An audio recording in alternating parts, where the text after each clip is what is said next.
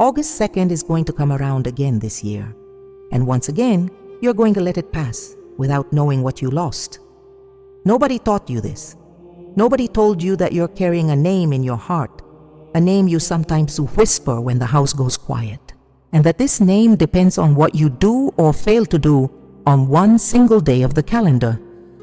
A day the church has been keeping for 800 years, waiting for someone who knows how to read it. And here's the truth nobody tells you from the pulpit. Very few Catholics know how to read it well. That's why every August 3rd dawns with fewer souls set free than there should be. Saint Teresa of Jesus spent one August 2nd on her knees in her cell at the Carmel of Avila. That afternoon, she wasn't asking the Lord for anything for herself. She was praying for the souls in purgatory because she knew they were waiting that day for a concrete gesture from the living. And that night, she understood something almost no Catholic understands today. Between walking into church on August 2nd and actually gaining the indulgence offered that day, there's a gap that hardly anyone measures, a gap filled with names of departed souls left waiting another year, because the living person who was supposed to pray for them walked into the parish, received communion, and went home empty-handed without ever suspecting it. How many years has the name you carry in your heart been waiting? How many August 2nds have you watched go by without giving that soul this grace? Write that name for me in the comments. Just the name. That's the first act of love God receives for that soul this August 2nd, and stay until the end. What I'm about to tell you today was kept for you, and every part of it depends on the one before. Emptying purgatory. The phrase sounds enormous. It sounds like pious exaggeration, like the kind of Spanish Baroque language that never quite lands anywhere real.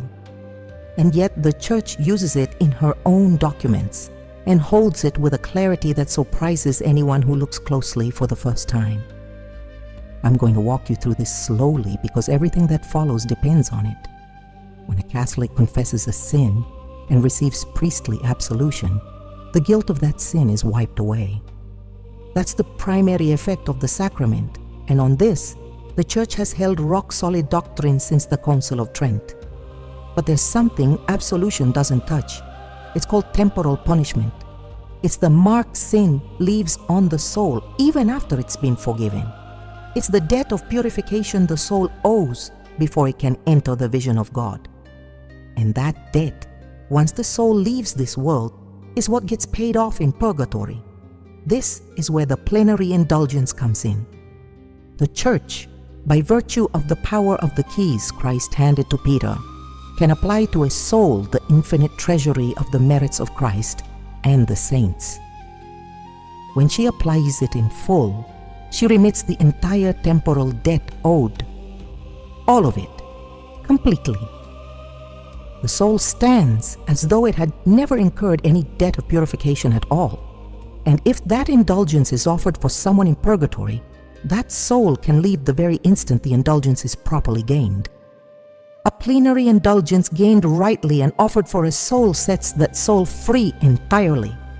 From the fire, from the waiting, from the thirst for God it suffers, it frees that soul forever and sends it to heaven. It's written in the Enchiridion Indulgentiarum, the official manual of indulgences the Vatican published under Paul VI in 1968, and has reissued through to the current edition. The whole Church stands behind it, writes it down, signs it, offers it every single year.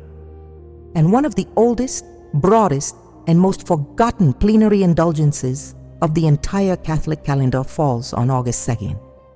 That day, in every parish church in the world, and in every Franciscan church, any baptized person who fulfills the stated conditions can gain a plenary indulgence applicable to a soul in purgatory. It's commonly called the pardon of Assisi. The Church doesn't limit it to Franciscans or to a single shrine.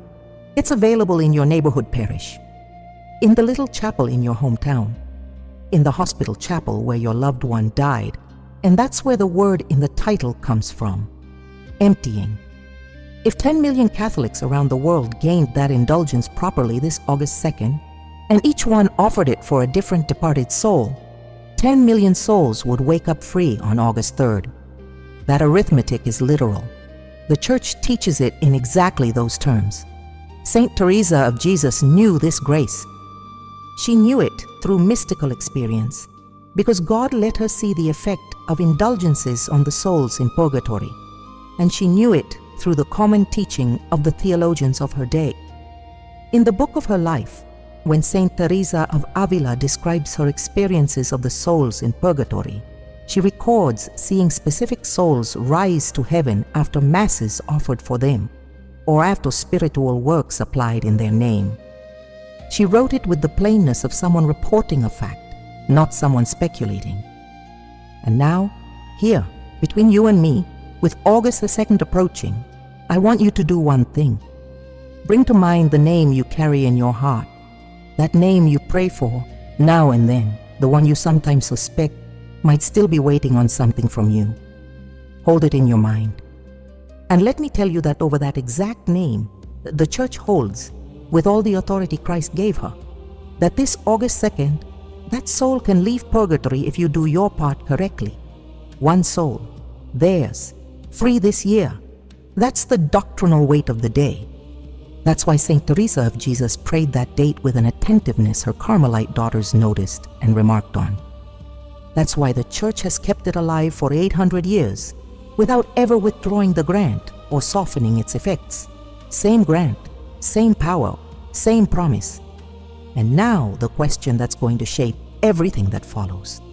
If this is true, if the Church offers it every August 2nd in every parish in the world, if a soul can be set entirely free, once and for all, by what a living person does that day, why do most people who go to Mass that August 2nd walk out having gained nothing? Why do they receive communion, say a few prayers, light a candle, and leave with their hands just as empty as when they walked in?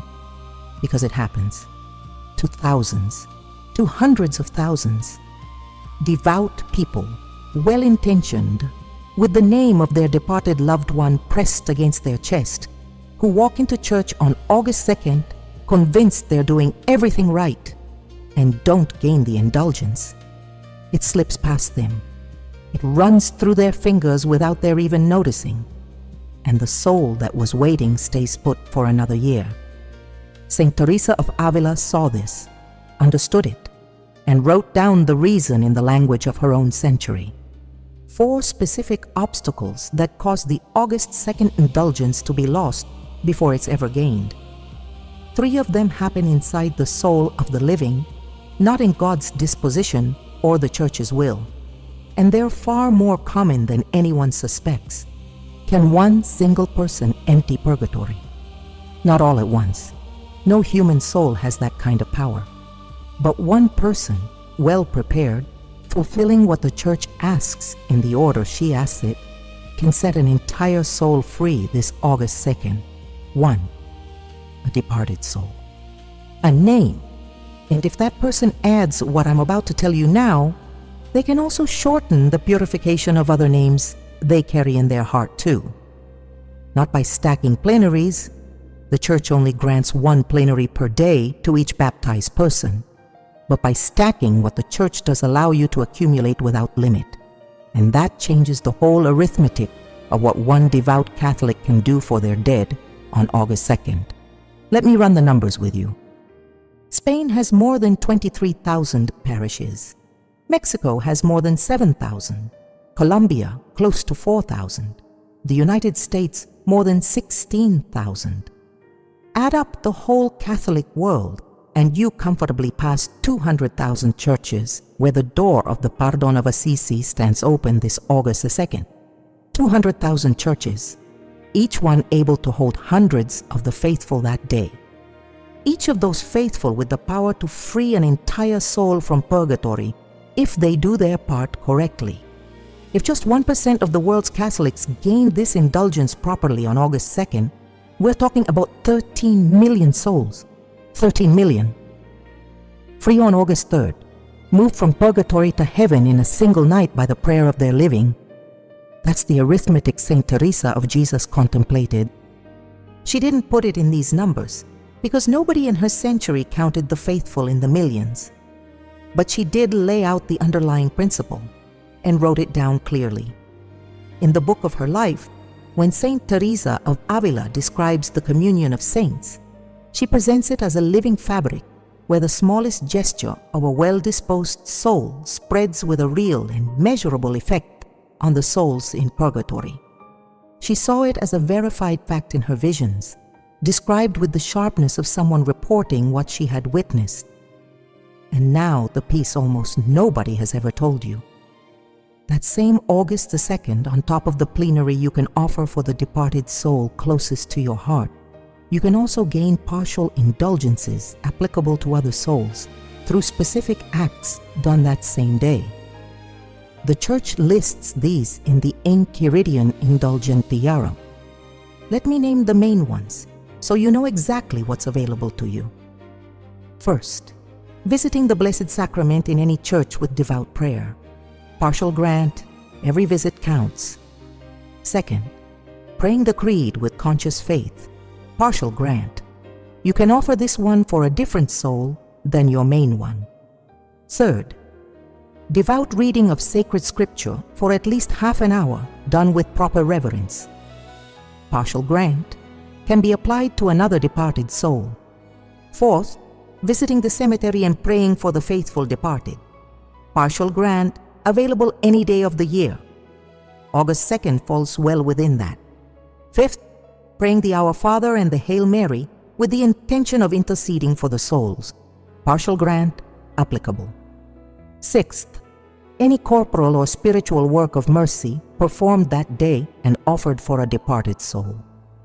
The Church grants a partial indulgence for this kind of virtuous Christian act. No single partial indulgence sets a soul entirely free.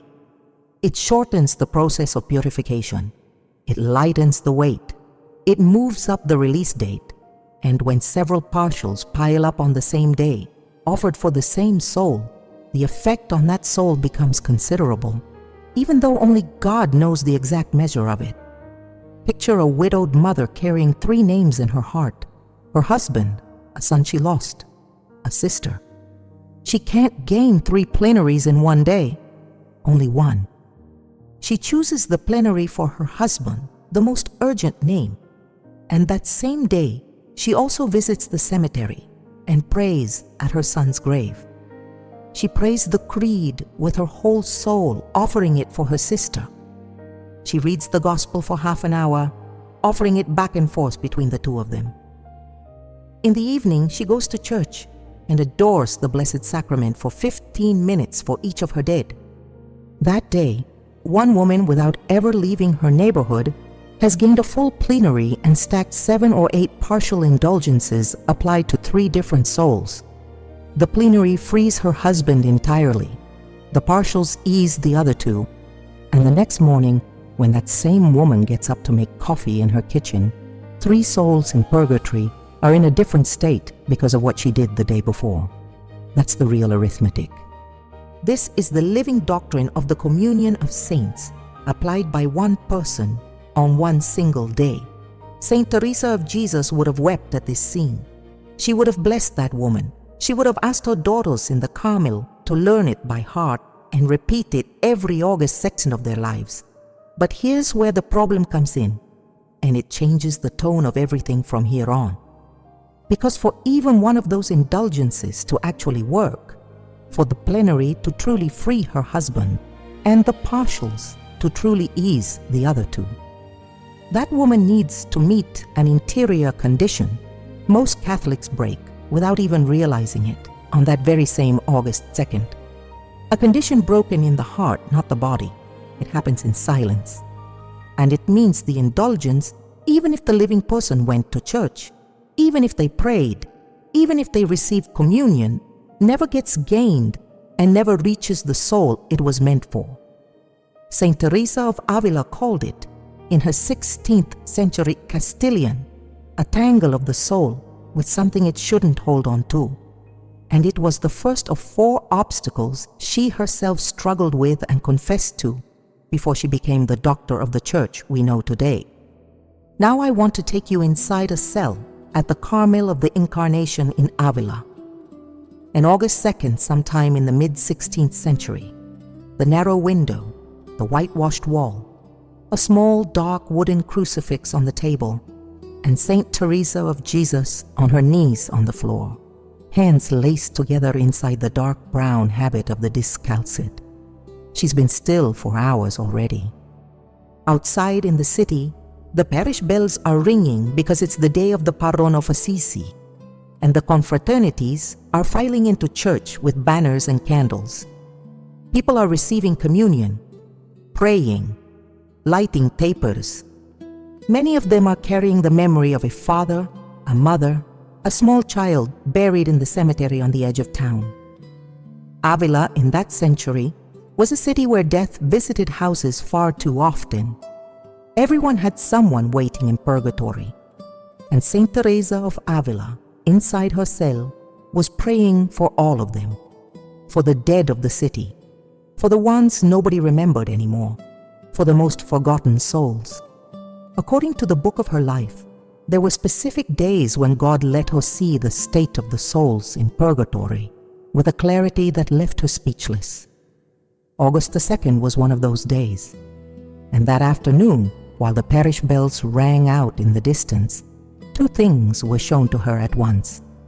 The first was a scene of joy. She saw souls leaving purgatory in a line, unhurried, faces lit up. Souls of humble people, plain folk, who in life may never have stood out for anything, but whose sons or daughters had walked into church that August 2nd with their hearts properly prepared, had made a good confession days before, had received communion with their whole mind fixed on their departed loved one, had prayed the church's prayers with real recollection. And because of that clean love, those souls were now rising toward the light, ascending without fear, going home to heaven while their living family stayed on in mass, not knowing what they'd just done. Saint Teresa of Jesus wept for joy at this. She wrote about it with her characteristic Castilian trembling. She said that vision alone was worth every year of contemplative life she'd spent in the Carmel. But then came the second scene. She saw souls also waiting that same August 2nd. Souls of fathers, mothers, husbands, friends, whose living had also gone to church that morning. She'd watched them walk in, receive communion, light candles, pray the Our Father. And those souls in purgatory, the instant their living stepped into the church, trembled with hope because they knew the door stood open that day for them too. And then they watched the door close without anyone having walked through it. The living person had gone to church that morning, received communion with the whole line, prayed the prayers the church asks for. The door closed because inside that living person's heart there was a small tangle blocking the grace from passing through whole. An argument with a brother-in-law never settled. A small resentment toward a daughter-in-law. A soft spot held on to for a venial fault the person wasn't willing to let go of. A rush to finish Mass so they'd get to lunch on time. A phone checked quietly in the pew. A communion received without saying the departed soul's name inside their own heart. A silent judgment about the neighbor sitting 3 pews up. A quiet thought of superiority over the rest of the congregation. Small things, momentary things, things that, to the living person's own eyes, didn't look like sin, didn't look like anything at all. But they broke the interior disposition the church requires for the indulgence to be gained in full. And the souls in purgatory, watching that living person walk out of church looking like someone who'd done their duty, stayed exactly where they were, in silence, waiting another year. Saint Teresa of Avila saw this, and something inside her broke. The book of her life says she stayed on her knees for hours that afternoon, unable to get up, that the tears ran down her face, and that she asked the Lord for one specific thing, with an almost stubborn insistence, to let her carry the warning to the living, that she, from the Carmel, might write so that devout women of generations to come would know what was happening in Purgatory every August 2nd and would prepare their day well enough that no soul would ever wait in vain again. The Lord granted her that grace. And from then on, according to discalced Carmelite tradition, Saint Teresa of Jesus made a special point of teaching her daughters the 4 obstacles that caused the indulgence to be lost before it was ever gained. She taught them with a mother's tenderness and a holy urgency. She herself had lived through them in her years of lukewarmness before her definitive conversion in 1554, and she described them with the authority of someone who had fallen into them and found her way back out. Those 4 obstacles are what I'm going to tell you now, in the order Saint Teresa of Avila taught them, with the concrete examples she used, adapted to today's life so you can recognize them in your own August 2nd, because the door of the pardon of Assisi is going to open again this year, in your parish, in your city, maybe just a few minutes from your house. And the last thing I want to happen this August 2nd is for you to walk in, receive communion, walk out, and have that door close in front of the name you carry in your heart, without you ever understanding why it didn't cross through. The first obstacle begins in the heart, and by a wide margin, it's the most common of the 4. The Enchiridion Indulgentiarum is explicit on a line almost no devout Catholic has ever actually read. To gain any plenary indulgence, the faithful must be free of all attachment to sin, even venial sin.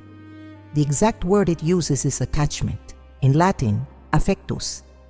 And that word holds the first obstacle Saint Teresa of Jesus spoke of most urgently to her Carmelite daughters. Let's draw this distinction carefully, because whether your August 2nd indulgence works or not, this year depends on it. Committing a venial sin doesn't block the indulgence on its own. Every saint who ever lived except the Virgin Mary committed venial sins over the course of an ordinary day. A flash of impatience, a slightly sharp word, a quiet judgment about someone, a moment of distraction in prayer. These small one-off falls, when the soul recognizes them and regrets them humbly, don't break the interior disposition the Church asks for. What does break it is being attached to the venial sin, tied to it, wanting to keep it, justifying it inside yourself. Saying without words and without clear awareness, something like, I want to hold on to this. This is part of who I am. I'm not letting this one go for anything. Saint Teresa of Avila described this precisely in The Way of Perfection. She spoke of voluntary faults as the silent enemy of the devout soul. She said contemplative souls in her convents would go along steadily for years and then suddenly stall with no obvious explanation. She would watch, ask questions, listen, and in every case, she found a small voluntary fault the nun wasn't willing to let go of, one that had quietly become the brake on the entire soul. That same dynamic plays out today in devout souls who walk into August 2nd with the very best of intentions. Let me give you concrete examples. Recognize them in yourself honestly, because the fruit of the whole day depends on that honesty. Gossip about someone in the family that you've been repeating for months. Every time you get together with your sister, that same comment about your sister-in-law comes out. You know you shouldn't say it, but saying it gives you a small relief, and you don't firmly resolve to stop. That's a voluntary attachment. That gossip has moved in, and you're the one housing it. A small, sustained envy toward a neighbor or someone from the parish. You'd never wish her harm. You'd help her if she had a problem. But you notice every time things go well for her, and something in you sours a little, and instead of pulling it out by the root, you let that feeling sit there year after year, never once naming it in confession. That's a voluntary attachment. A small habitual indulgence you defend the moment someone brings it up. That extra glass of wine at Sunday dinner you've been having for 20 years and consider well earned. That dessert you eat before bed, even though you know it doesn't sit well anymore. That habit of going back for seconds at family meals that you've been carrying for as long as you can remember. If someone points it out, you defend it. If you name it to yourself, you excuse it. That's a voluntary attachment. A small grudge held against someone who wronged you years ago. You barely think about it anymore. You're not actively feeding it. But when that person's name comes up in conversation, something in you hardens. Their name is hard to say out loud. Praying for them feels rough. Blessing them feels impossible. And you've gone years without doing the work to root it out. That's a voluntary attachment. A small vanity tied to your clothes, your hair, your house, the things you show guests. Healthy vanity, you tell yourself. But you've never once confessed it because you don't count it as a sin. And when someone compliments you, you savor it in a way you wouldn't want to admit to God. That's a voluntary attachment. None of these examples is a mortal sin. None of them closes the doors of heaven on its own. But any one of them, when the soul defends it and refuses to let it go, works like a small nail holding the door of the heart shut, keeping the full grace of the indulgence from ever entering whole. The disposition breaks right there, in that tiny, stubborn refusal to be purified. Saint Teresa of Jesus said these voluntary faults are the reason so many devout souls spend years going to Mass without experiencing the spiritual growth God has promised them. Confession forgives the guilt. Communion unites the soul with Christ. But the small, hidden attachments stay put, year after year, quietly stealing from those souls the full fruit of the sacraments. And now I'll tell you the most important thing. This attachment can be let go of. It gets released in one specific moment in a confession made well. It gets released before you ever walk into church on August 2nd. Here's how. Before the day arrives, sit in silence for 15 minutes and ask the Lord, humbly, what voluntary fault is in me that I haven't confessed in years because I'm defending it without even realizing it? Let Him show it to you. When you see it, say it out loud. Write the name of it on paper if that helps, and bring it to confession with a firm resolve to break it, even if it costs you, even if you know you're going to fall into it again, even if you have to confess it month after month for a whole year. That act of renunciation done honestly breaks the voluntary attachment, and from there, the door of the soul stands open to receive the plenary grace of August 2nd without obstruction. This first obstacle gets corrected before you ever reach the church. At home, in silence, in truth. But there's a second obstacle committed on August the 2nd itself, right there in the confession line, and it ruins the disposition of the living person even if they've done good work all through July. Let me tell you what it is. The confession line on the morning of August the 2nd, 10, 15, 20 women waiting their turn. The parish priest has arrived half an hour early because he knows this is the one day of the year people show up who haven't stepped into a confessional otherwise. Everyone's in a hurry. Mass starts soon. Someone in that line is carrying years of unconfessed sin in her hands. Someone else is thinking about the family lunch waiting at home. Everyone wants to confess now, receive communion at the next Mass, fulfill the indulgence, walk out, and get home before noon for the family meal. This scene, so familiar across the Spanish-speaking Catholic world, and just as common in English-speaking parishes, repeated every single August 2nd, is the second obstacle Saint Teresa of Jesus identified with real sorrow. Let me walk you through it slowly. The Church, in the Enchiridion Indulgentiarum, is generous when it comes to the confession tied to a plenary indulgence. She doesn't require the confession to happen on the same day. She states expressly that the confession can be made anywhere within the 20 days before or the 20 days after the indulgence act. With a single confession inside that window, you can gain several plenary indulgences on different dates on the calendar. The Church wanted it this way because she knows human weakness and because she wants to make grace easier to reach, not harder. Knowing this, the logical thing, the holy thing, would be to go to confession on July 30th, July 31st, or August 1st, calmly, without a crowded line, with the priest free to actually listen, with time for a serious examination over the 3 days before, and with your soul already settled by the time the big day arrives. And yet the real habit in most parishes runs the other way. Most of the Catholics who gain the indulgence on August 2nd go to confession that very morning, rushing with Mass about to start. And that's exactly where the obstacle Saint Teresa of Avila knew from her own experience sets in. She wrote about it herself in the book of her life, with real pain.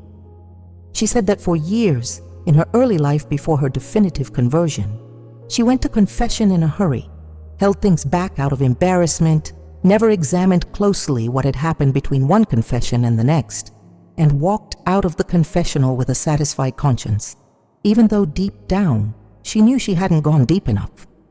She wrote that those rushed confessions were the reason her spiritual life didn't move forward for 20 years, even though she kept going to Mass, kept receiving communion, kept living as a nun of the Incarnation the whole time.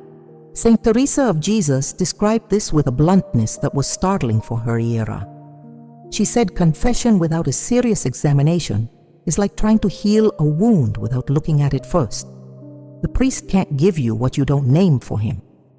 Absolution reaches what the penitent has confessed truthfully, and the interior disposition needed for a plenary indulgence requires the soul to arrive at communion with a conscience clean of exactly what had to be named and pulled out. In a rushed August 2nd confession, with the lines stacking up behind you, this almost always breaks down. You name 2 or 3 general sins. You confess things you've been repeating for years without any real intention of change. You hold back, out of embarrassment or hurry, the very thing you knew needed to come out, and you walk away thinking you've done your part. That day, your indulgence is at risk. The sacramental absolution is still valid, as long as you named your serious sins with sincere sorrow. It's at risk because the interior disposition the plenary indulgence requires is incomplete. You leave the confessional clean of guilt, but not settled in heart. And without that settled heart, the plenary door closes again, right in front of the departed soul you meant to offer it for. Saint Teresa of Avila taught her Carmelite daughters one concrete rule, and I'm going to pass it on to you for this August 2nd. First, go to confession on July 30th or 31st. If you already went to confession recently for the feast of Our Lady of Mount Carmel on July 16th, that same confession works for the Pardon of Assisi too. If not, pick one of those 2 days and go with no rush, at a quiet time, with your usual priest or with someone at a parish where you're known. Second, prepare the confession with 3 days of serious examination. The evening before your confession, sit for half an hour in silence. Walk back through the year since your last good confession. On each of the 3 mornings before your chosen day, spend 15 minutes asking the Lord, "Lord, what is there in my life that I still haven't told you, that you want to hear from me?" Let Him show you. Write down what you see and bring all of it to the confessional. Third, when you walk into the confessional, don't rush through it. Take your time. Name the sins honestly. Add context when it's useful. Ask for guidance if you need it. Let the priest speak. Receive the penance with humility. And when you leave, spend 10 minutes praying your penance and giving thanks before you walk out of the church. With a good confession, done on July 30th or 31st, August 2nd arrives clean. No crowded line, no rush, no conscience split between the confessional and the clock.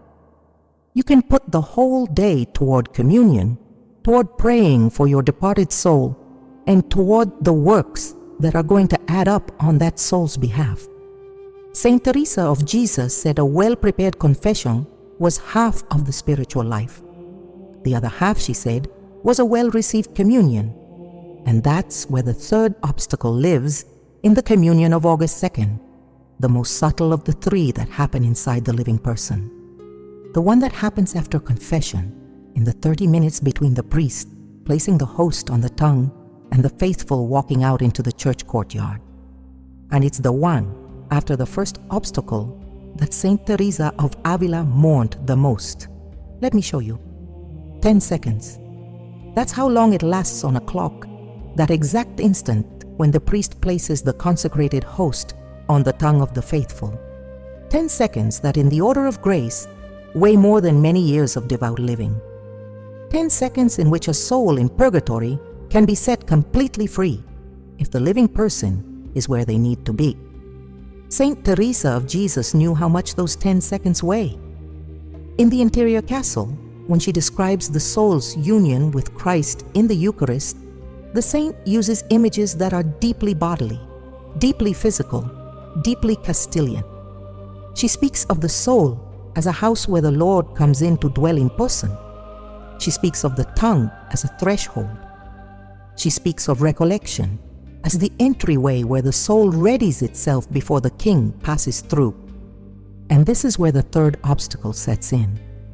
On August 2nd at the main Mass, most of the faithful going up for communion have their minds somewhere else entirely, thinking about the family lunch waiting for them, about the eldest son who didn't come to Mass this year and how to bring it up with him, about the nephew getting married next month, about the church's air conditioning that isn't working right, about the woman in the pew who showed up wearing a hat, about the homily that's running long, about the phone sitting on silent in their bag.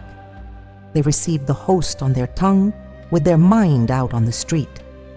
That communion, theologically, is valid. They truly receive Christ.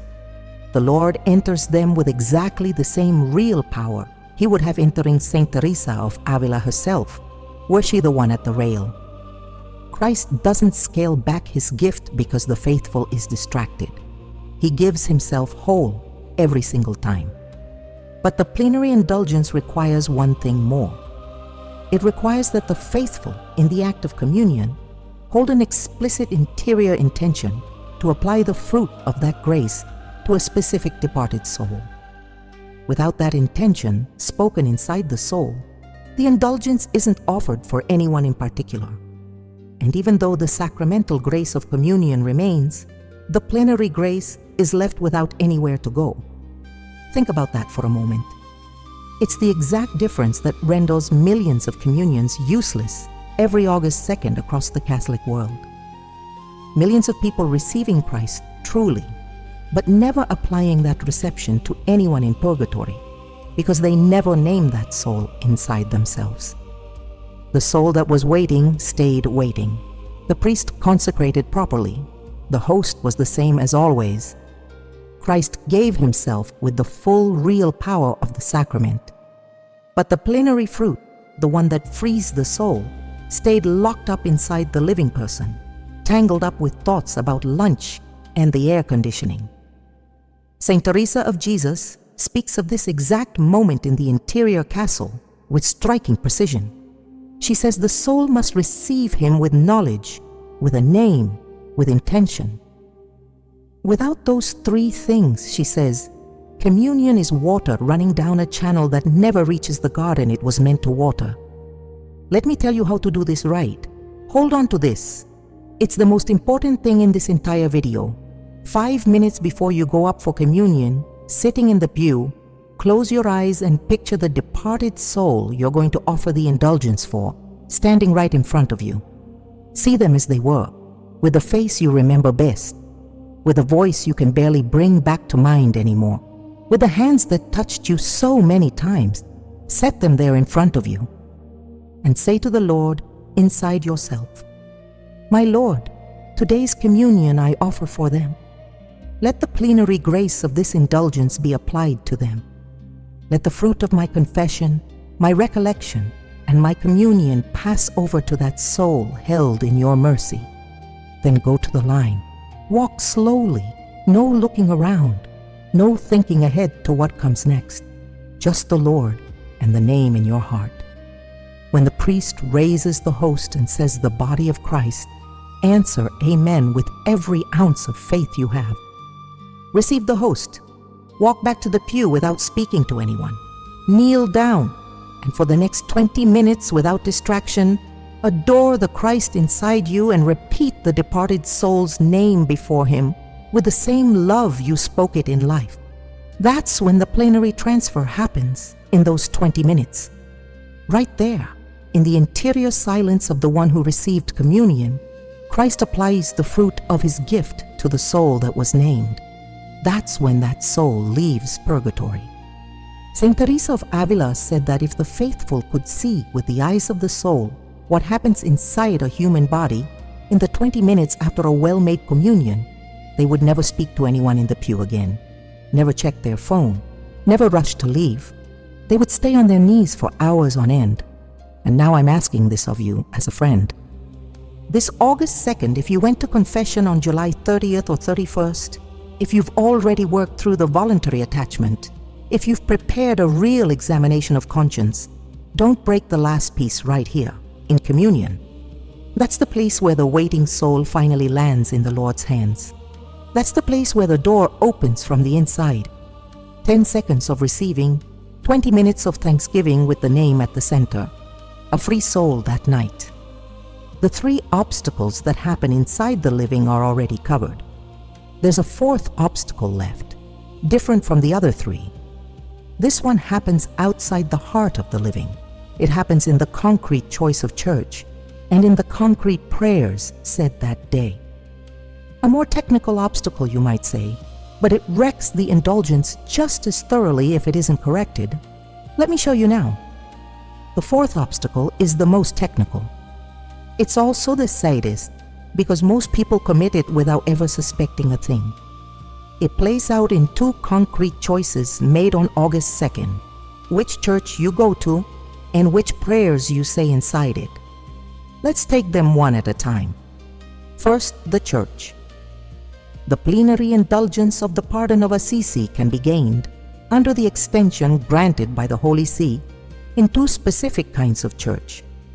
Any parish church anywhere in the Catholic world and any Franciscan church or oratory. The key word here is parish. Plenty of chapels, rural shrines, private oratories belonging to convents of other orders, hospital chapels, cemetery chapels. None of these hold parish status, and so none of them carries this indulgence on August 2nd. This detail ruins the day for plenty of devout women who go to the small shrine in their hometown, the one they've been going to their whole lives, and walk out convinced they gained the indulgence when they didn't. That shrine might be a place of deep prayer. It might be where you feel most at home.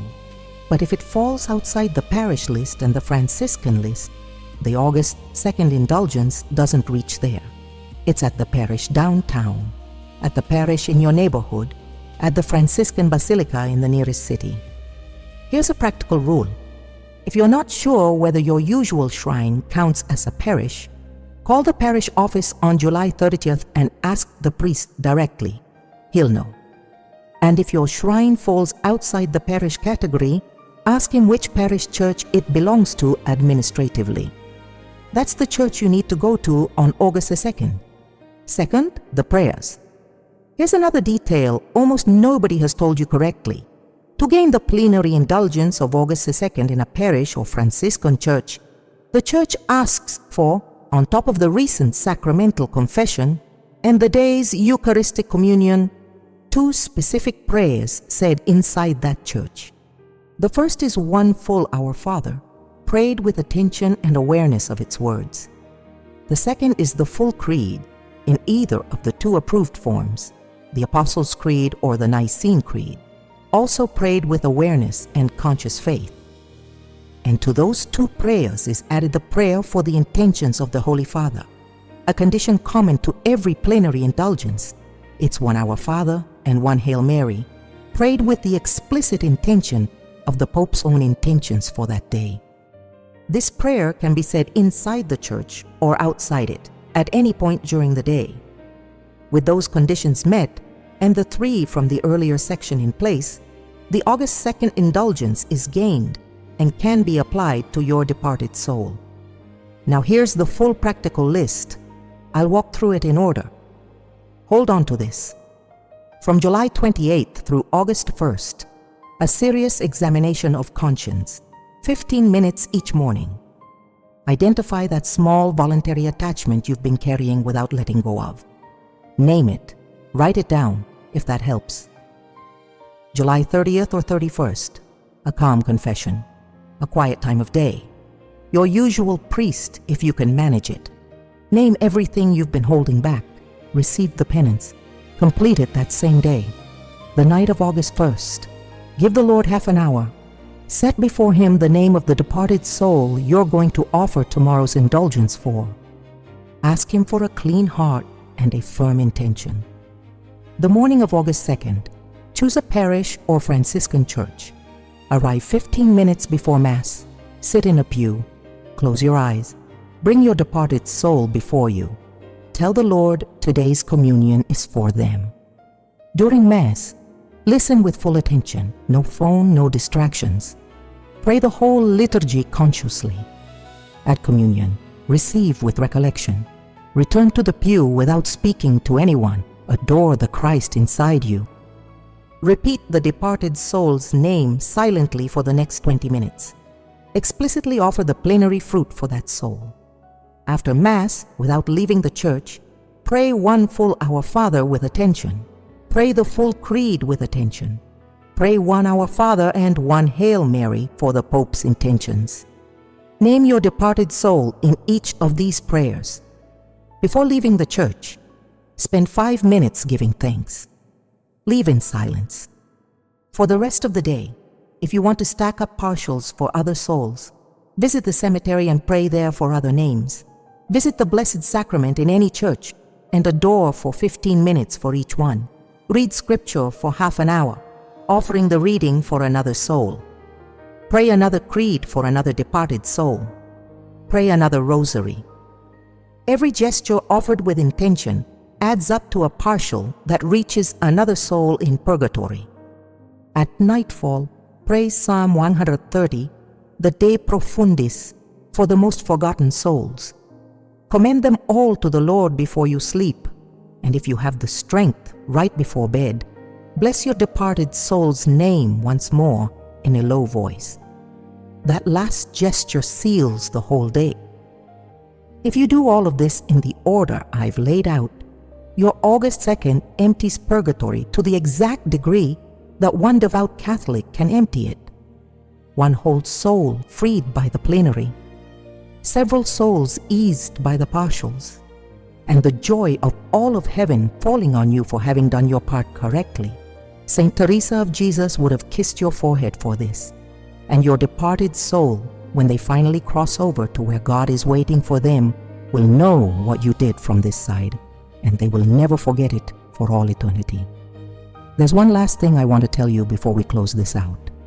A scene. The scene Saint Teresa of Avila witnessed on her final August 2nd night in Avila, not long before her death. The scene of one specific soul leaving purgatory because a woman on this side did her part correctly. Let me take you there now. The summer of 1581, the convent of San Jose in Avila. Saint Teresa of Jesus has turned 66, her body worn down by more than 20 foundations. She walks with difficulty, breathes with effort. She has barely 12 more months to live. She doesn't know that yet, not for certain, but she senses it. And on those last summer nights, when Castile's heat grows heavy and the sisters retire, she stays alone in the convent chapel before the Blessed Sacrament, with only the sanctuary lamp for company. That night is the night of August the 2nd. She'd gone to the main Mass that morning with the whole community. Confessed the day before with Father Geronimo Gracian, her spiritual director and brother in the Discalced Carmel. Received communion with the deep recollection that came naturally to her. Prayed the full Our Father, the full Creed, and the prayers for the Pope that the Church asks for. All of it offered for the most forgotten souls in purgatory, no name attached, leaving it to the Lord to choose who would leave that night because of her. And now, in the silence before the tabernacle, the vision comes to her. She doesn't see the scene she'd seen as a younger woman, the one with souls left waiting another year. This night, in the final August 2nd octave she'll live to see on earth, the Lord shows her the other side, the reverse scene. He shows her the dawn of August 3rd, not yet arrived, at the exact edge where Purgatory releases the soul and heaven carries it home. First, she sees the woman who got her August 2nd right, a widow from a small mountain village, plain and simple, hands worn from work, a rosary of black beads between her fingers. Her name is Isabel. She lost her husband 9 years ago to a fever that swept through the whole village, and every August Taikan since, she goes to the parish with his name pressed against her chest, trying to do everything the way she was taught. This year she got it right.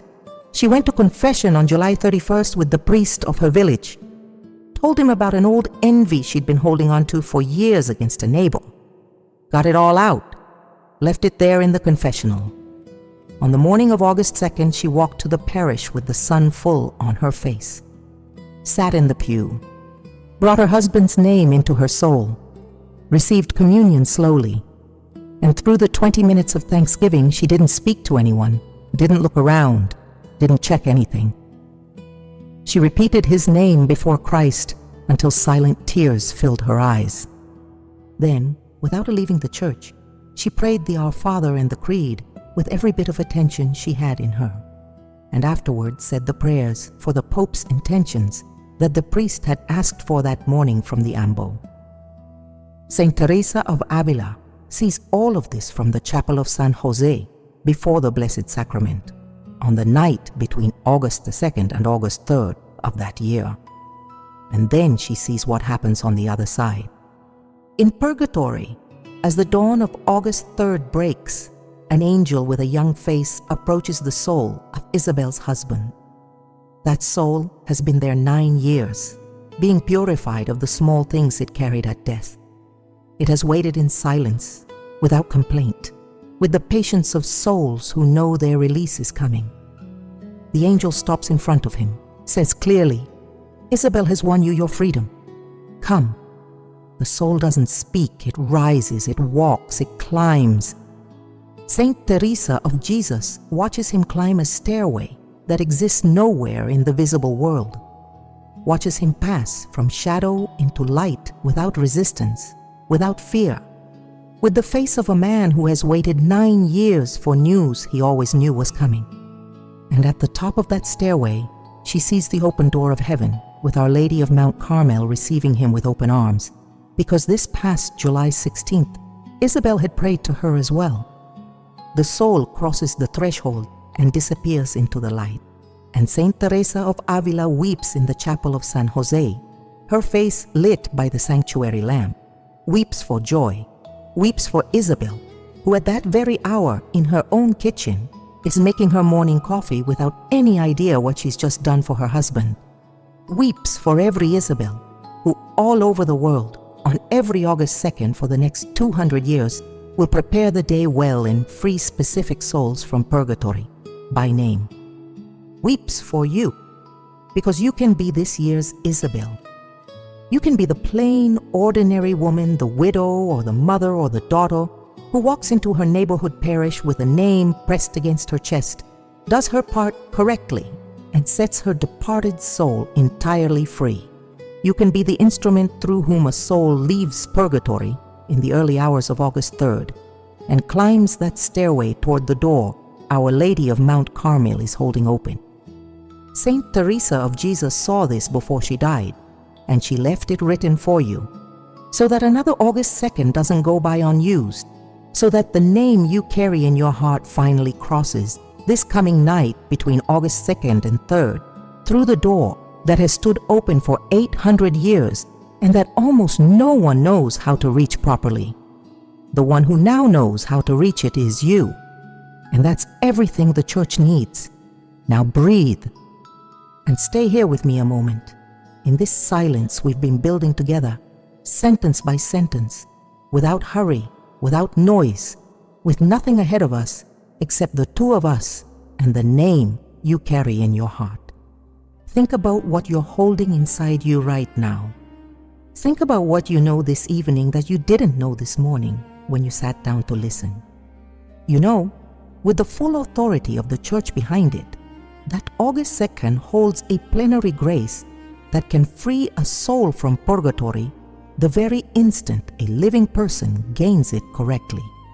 You know that grace is alive, that it has stayed intact for 800 years, that it hasn't been softened, hasn't been reduced, hasn't been tucked away in some drawer of old memory.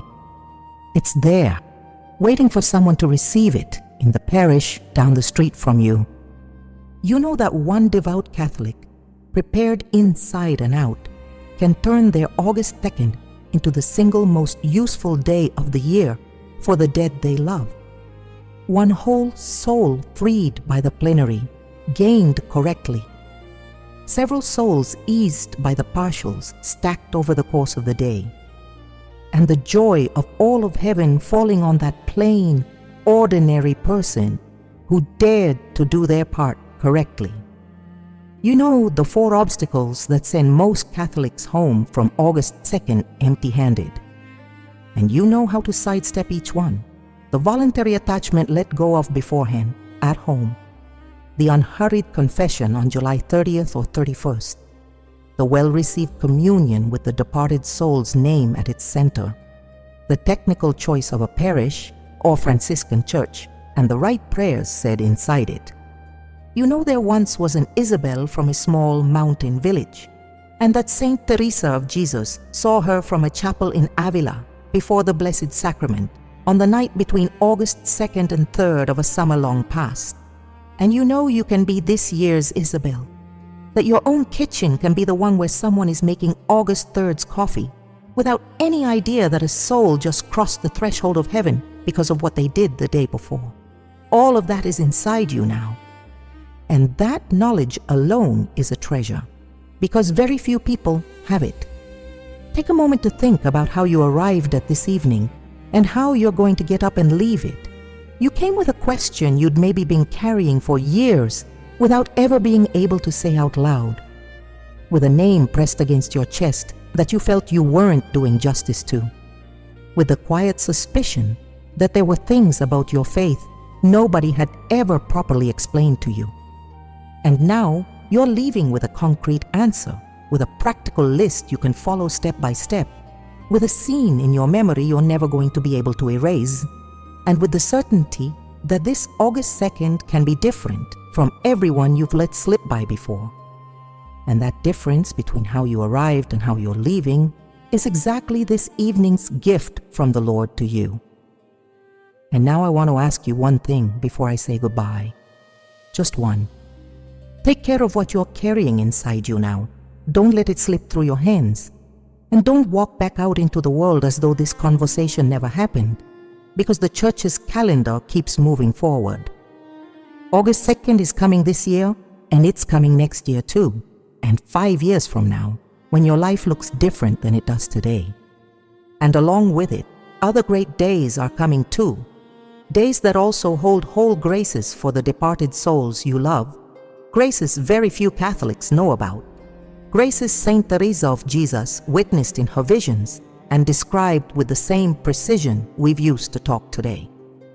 August 15th is coming up, the Assumption of the Virgin Mary, body and soul, into heaven.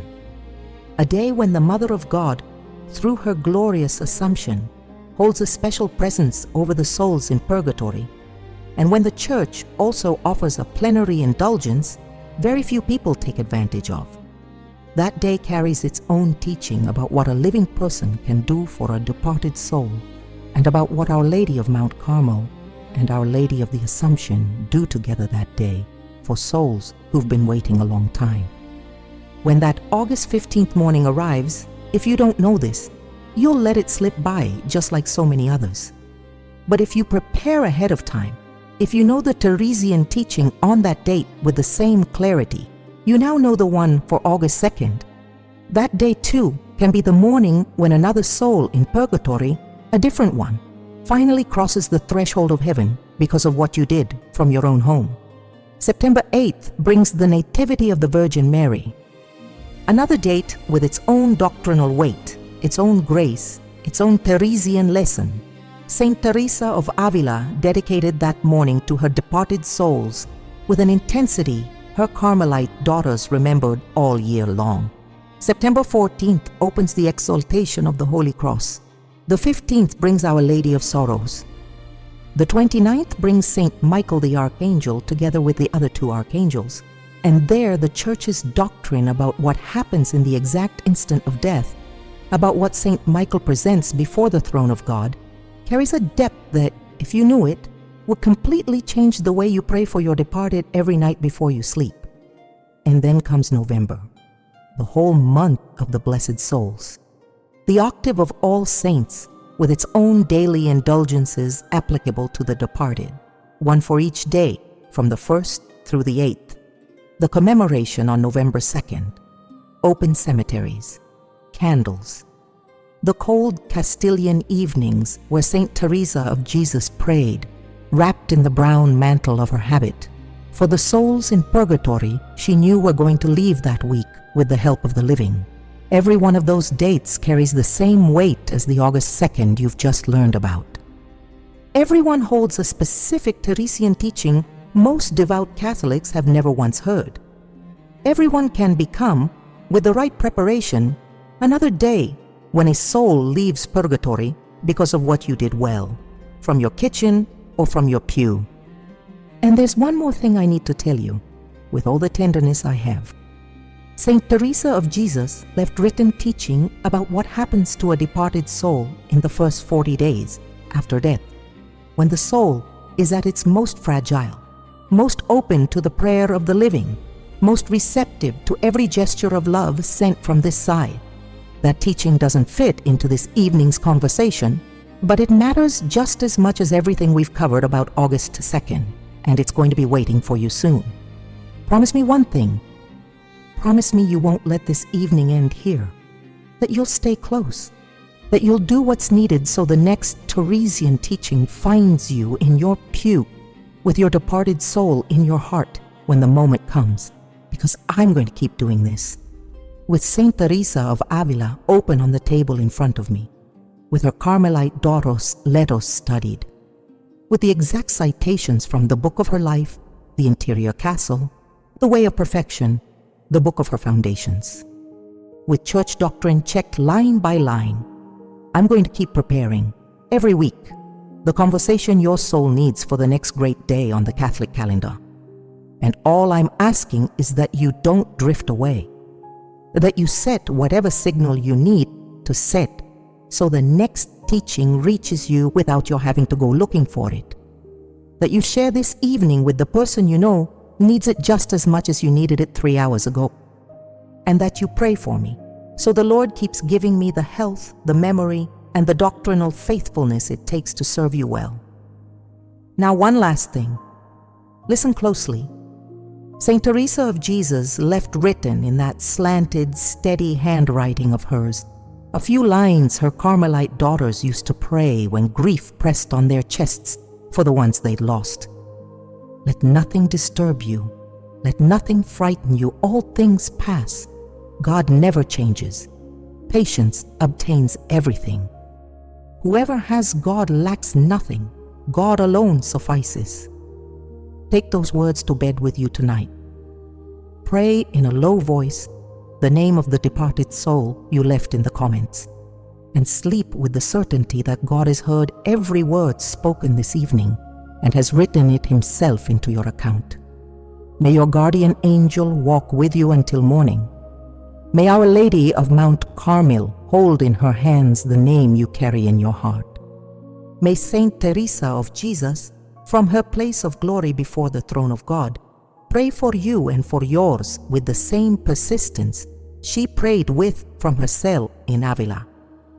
And when this year's August 2nd arrives, and it's right around the corner now, may you be ready, clean, prepared, with that name pressed against your chest and the door of your soul standing open so the plenary grace can pass through whole and free the soul you've been carrying for so long. I bless you now in the name of the Father, and of the Son, and of the Holy Spirit. Amen. Go in peace, and see you again very soon, my friend.